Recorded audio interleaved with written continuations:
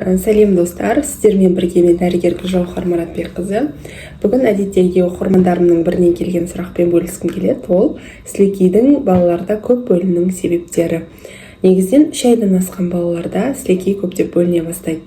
Ол ата-аналар қарайды да, баламның тісі шығайын деп жатқан шығар деп аузын ашып, тексеріп, иегін көріп, тіс іздейді. Негізінен ол баланың аузындағы сілекей бездерінің дами бастағандығын көрсетеді. Сонымен қатар осы кезеңде баланың қолына не берсеңіз де ол аузына апарып, ауыз арқылы сіз көрсеткен дүниемен таныса бастайды. Сол апарылған, аузына салған зат арқылы баланың аузына түрлі инфекциялар баруы мүмкін. Сондықтан да ауыз қуысы көп мөлшерде сілекейді бөліп, инфекцияны сыртқа шығарып жіберу үшін қорғаныштық реакция қызметін атқарады.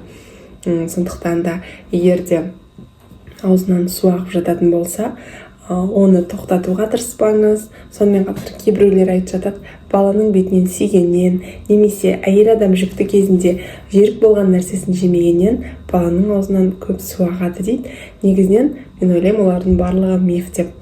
Тікелей анатомиялық және баланың физиологиялық даму ерекшелігіне сай сілекейдің көп бөлінуі ол негізінен қорғаныш механизмі болып саналады. Сұрақ болса жазсаңыздар болады, мен міндетті түрде жауап беремін. Комментарий қалдырып, менің каналыма тіркелуді ұмытпаңыз.